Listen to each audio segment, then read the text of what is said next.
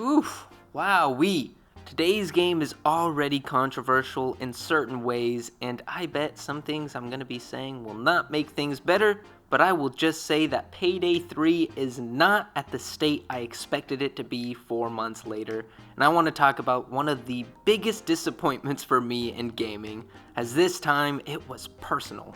Nevertheless, yes, we have had Payday 3 for 4 months now, and I want to talk about the state of the game after certain updates and fixes that the game has had. But as I say and as I do, this is taking too long, so I'm gonna just get right into Payday 3. So yeah, some of you may remember my previous Payday 3 video going over the horrid launch actually being one of the worst game launches of 2023, right beside the day before. I mean, Payday 3 was practically unplayable for the first 5 days after release, and seeing as the game has been out for a few months, I just wanted to see if Payday 3 has changed at all. I mean, we know it works now, but has it improved in any way? Recalling some of my previous thoughts on the game, aside from all the server drama at launch, I actually enjoyed the gameplay. I know, but I did. My only complaints being the lack of heists, and as I said, the matchmaking scandal.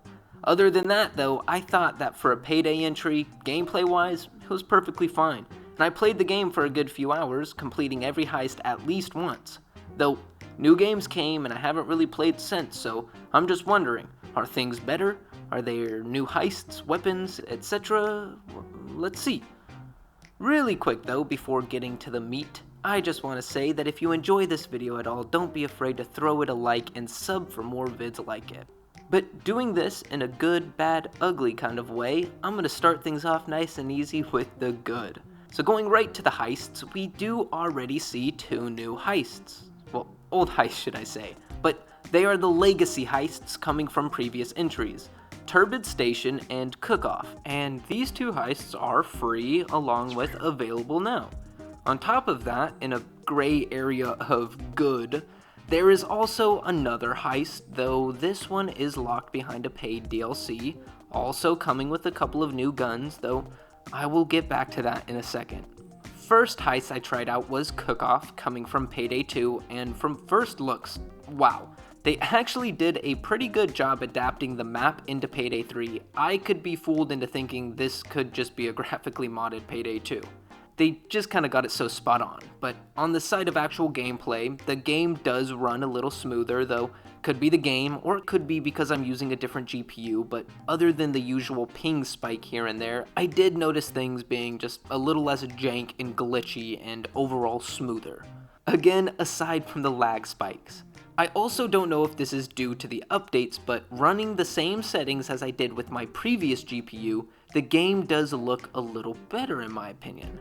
Things like weapon models and certain little details around the map seem to be higher quality, and as I said, it's the same settings, though I have to say that I haven't played since release, so I could have totally forgotten how things look, and I bet the hundreds of hours in Payday 2 have burned into my mind.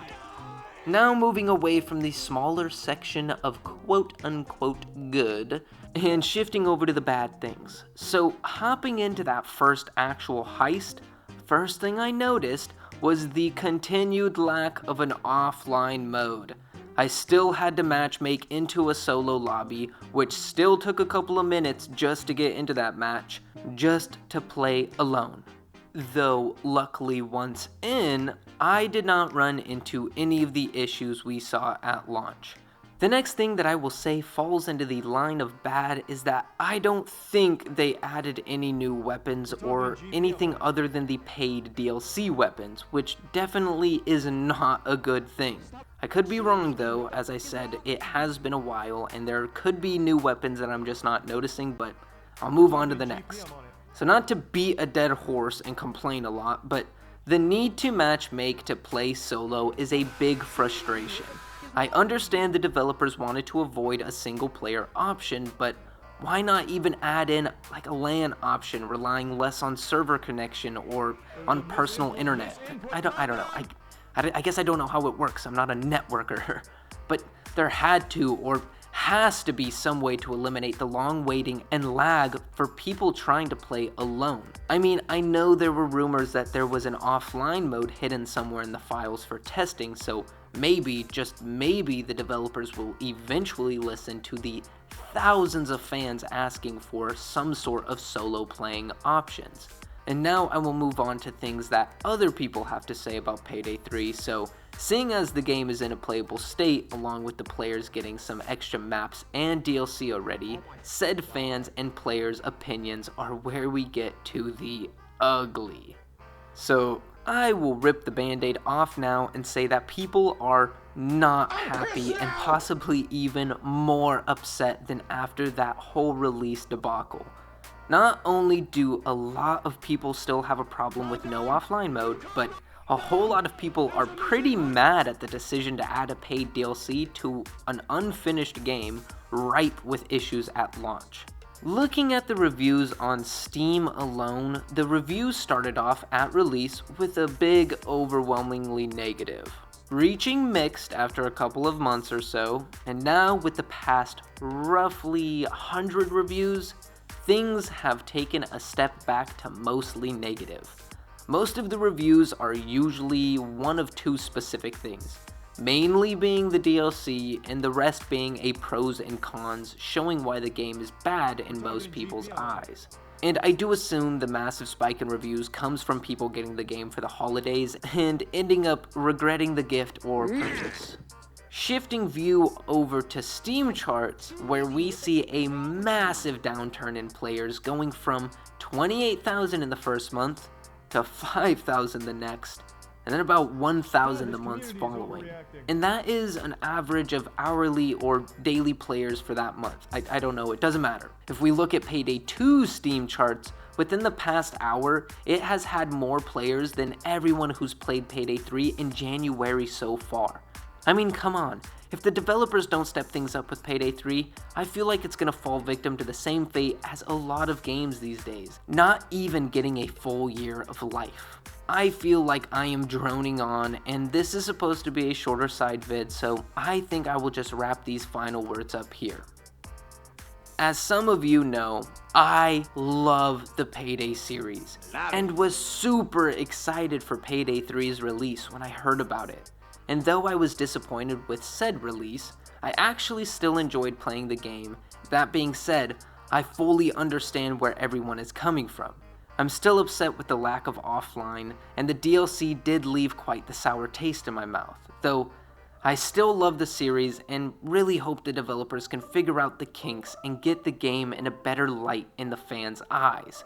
I will also say that a lot of people are calling Payday 3 a scam, and I do disagree with that statement. Payday 3 is a rushed game, released too soon, now tainted with inescapable issues. But if you want to see a true scam, go check out my day before video. Because that game, that was an actual scam. Frustrations aside though, I think that this is all I have for Payday 3, so I'm just gonna end things there. Don't forget to let me know your thoughts on Payday 3 though, whether you hate it in all of its updates or still have hope for a turnaround, whatever they may be, throw them in the comments now. And if you enjoyed this video and you want to see more like it, go ahead and slap that like and subscribe now to stay up to date on everything to come. And if you're looking to support the channel and more videos like this, along with getting your name at the end of every video and getting some videos up to a couple of hours early, check out a membership to the YouTube now by pressing that little join button below. But as always, don't feel pressured. Lastly, if you heard any music that you enjoyed and you want to hear more, check out Billy the Whip on any music platform. Now that we're here, I thank you all so much for sitting through this shorter side vid, and I hope you all have a wonderful day.